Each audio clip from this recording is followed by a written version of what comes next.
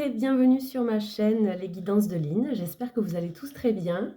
Alors ce petit tirage, ça va être comme une fenêtre sur soi pour essayer d'aller voir un petit peu où vous en êtes pour le mois de mars et bon, mars, avril, mai, ça va s'étaler un petit peu, ça va être des énergies sur ces 3 mois-là, je le sens comme ça. On va aller voir un petit peu l'énergie dans laquelle vous êtes, ce que vous souhaitez le plus, ce qui pourrait bloquer et un petit conseil. Puis on finira par aller voir vers où vous vous dirigez. Voilà. Prenez cette guidance comme elle vient. Ça va être vraiment un moment pour vous d'introspection. On va aller voir ça avec ces 3 jeux-là, donc l'Osho, la sagesse divine des animaux et l'oracle de la voix des âmes. C'est parti pour le signe des Capricornes en solaire, ascendant, lunaire et vénusien. N'oubliez pas d'aller compléter cette guidance avec vos autres signes pour avoir une lecture davantage complète. Alors on va commencer pour ce tirage. On va aller voir l'énergie principale, la situation principale, ce que vous souhaitez le plus, ce qui pourrait bloquer, un conseil, puis on ira voir ce qui vous attend. Allez, c'est parti pour les Capricornes. L'énergie principale, la situation de départ pour la période de mars à mai, les Capricornes. Libération et miroir. Alors pour moi, là, on est dans une énergie, dans une situation qui nous demande de faire un travail de libération émotionnelle au niveau de ce que nous provoque l'extérieur, à l'intérieur de nous. D'essayer de ne plus pointer du doigt ce qui se passe à l'extérieur et de ne plus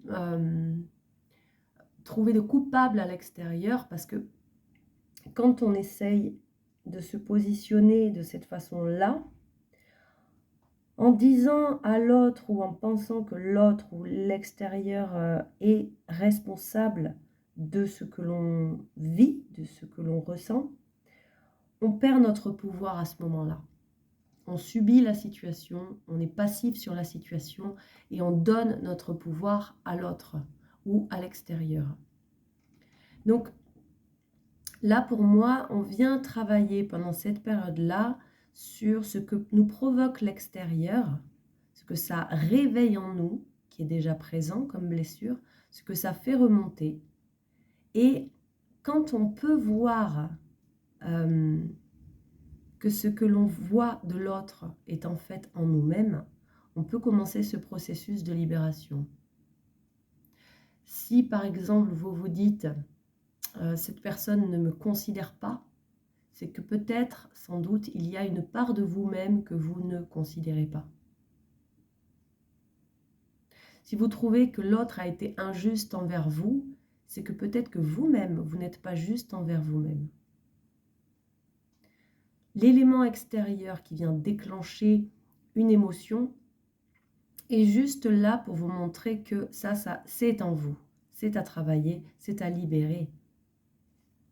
On va essayer d'en voir davantage avec les autres jeux tout à l'heure.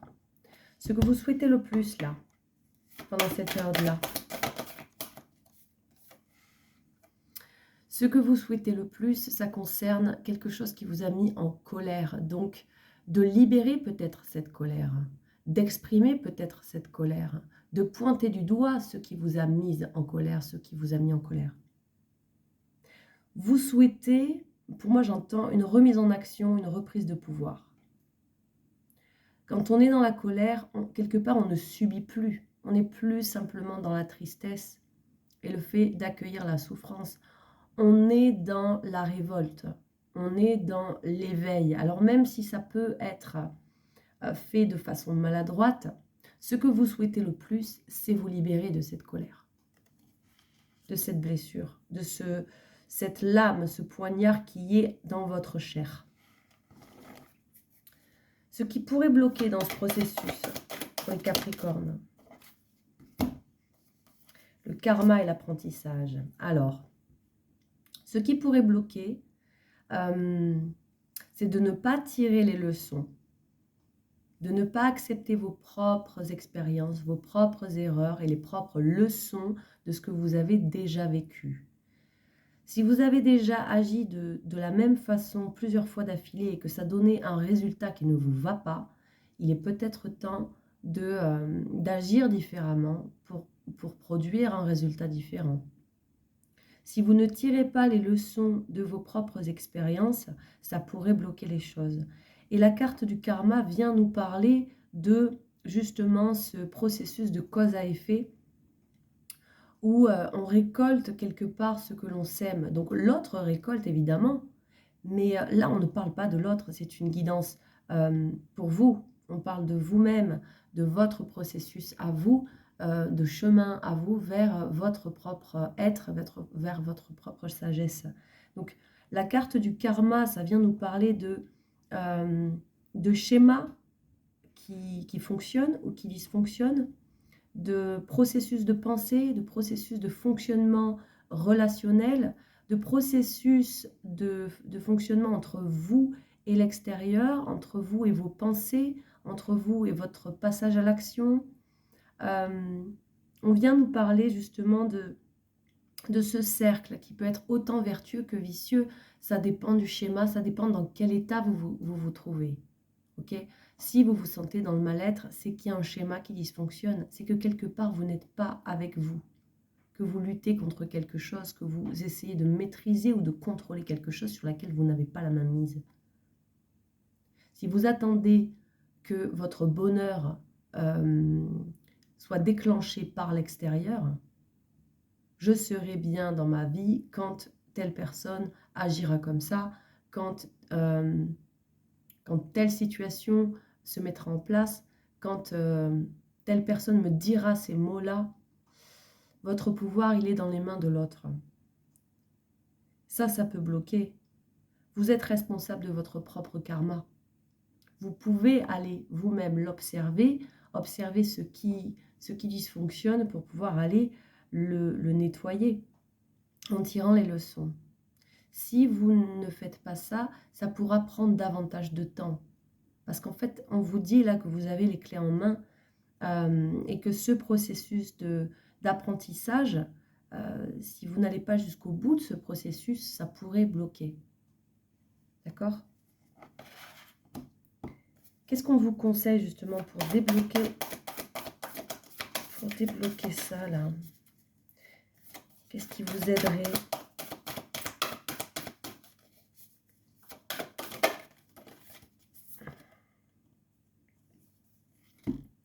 On vous dit de passer par votre corps. Qu'est-ce que vous dit votre corps? Où est-ce que vous avez mal? Je ne sais pas pour certains si vous connaissez la psychologie émotionnelle. C'est assez, je trouve ça assez parlant parce qu'on a simplement à être dans le corps et à voir d'où vient la souffrance, d'où vient la douleur pour aller observer ce que ça peut nous dire sur la psychologie de l'émotion qui a traumatisé le corps. Donc il y a une libération à faire clairement, là, de toute façon, ça fait partie des premières cartes qui sont sorties. On vous dit de vous occuper d'abord de vos souffrances physiques, de votre corps. Donc on peut vous conseiller d'aller vers la guérison physique, d'aller voir des ostéopathes, d'aller voir des kinés, de vous faire du bien au niveau du corps, de prendre des bains, d'essayer d'écouter des musiques qui vous font du bien, de danser, de passer par le corps pour exprimer. Voilà, tout ça c'est dans un but justement de retourner vers quelque chose de beaucoup plus léger. Allez, on va compléter ça avec la sagesse des animaux. Alors, la situation actuelle avec la libération, l'effet miroir.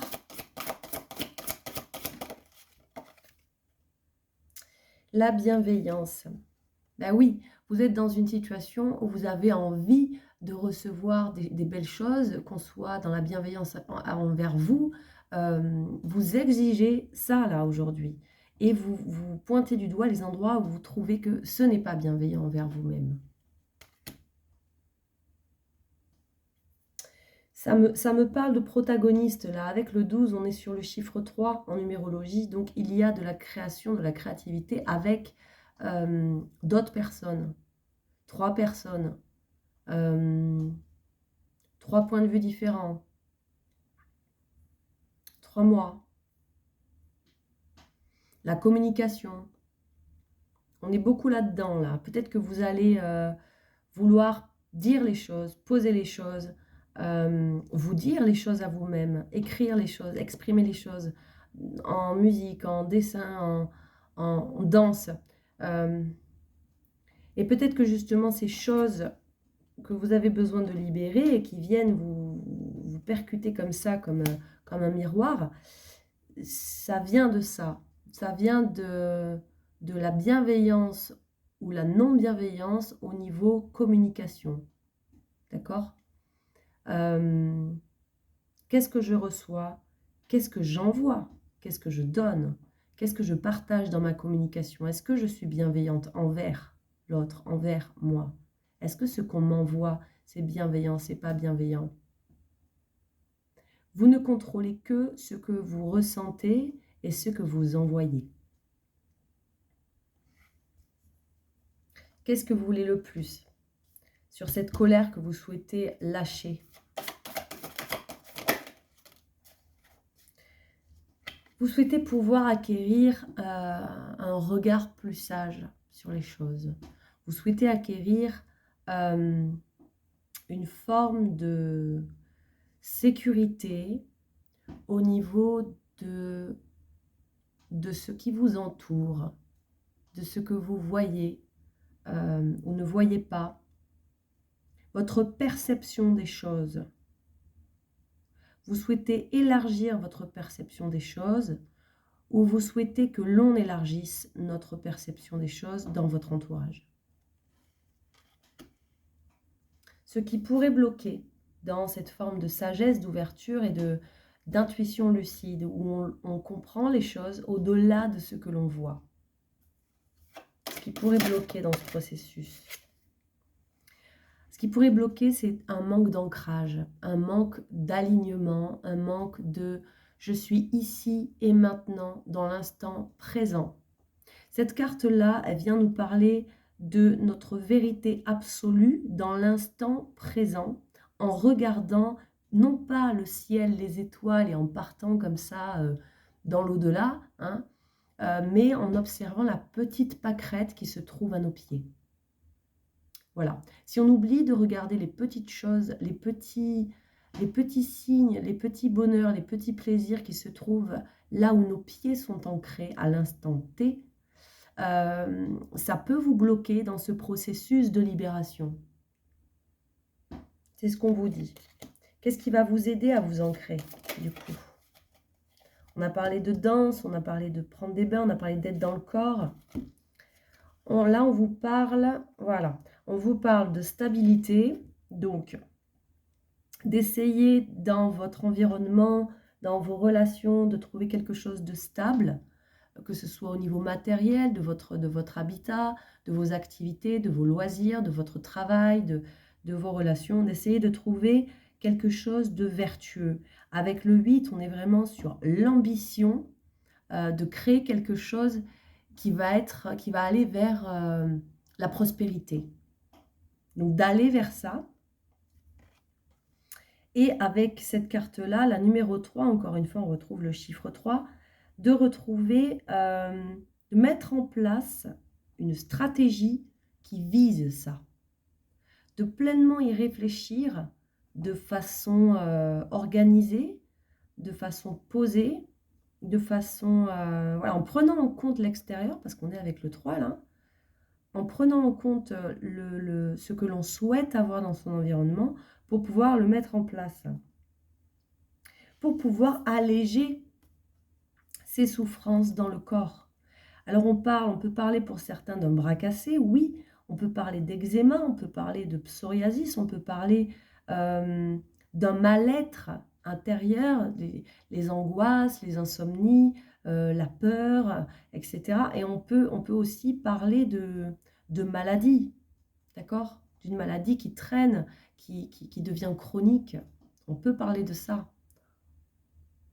C'est vaste. Ça parlera différemment à tout le monde, hein. Voilà, la paix. Ça vise la légèreté et la paix. Ok. On va aller voir avec l'eau chaude.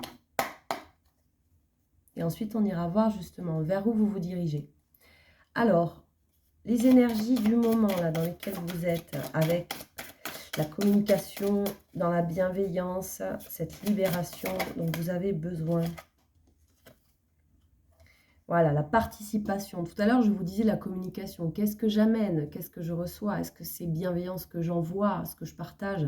La participation, on est vraiment là-dedans. À quoi vous voulez participer? Ça va être ça qui va être au centre, en vous, d'accord? À l'intérieur de vous. Vous allez vous questionner là-dessus. Est-ce que vous voulez nourrir une blessure? Ça m'étonnerait.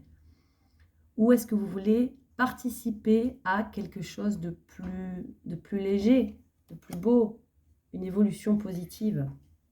Qu'est-ce que vous souhaitez le plus? Avec le fait d'ouvrir les yeux, le fait de se libérer de cette colère, de cette souffrance, d'exprimer les choses, le mat.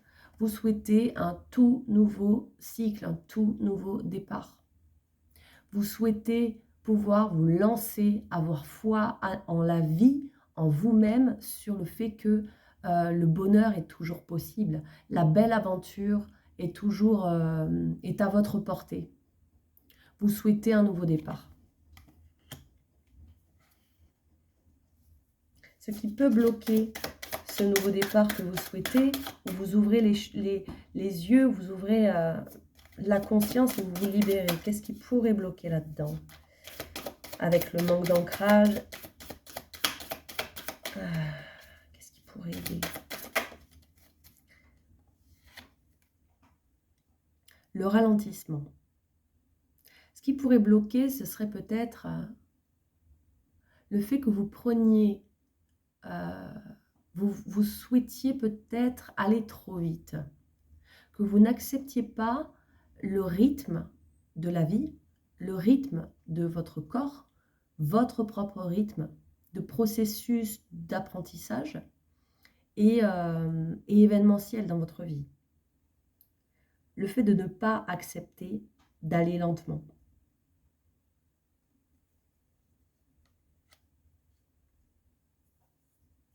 On vous conseille quoi là-dedans pour accepter? Lâcher les fardeaux. Lâcher les fardeaux. Lâcher ces poids que vous traînez. Lâcher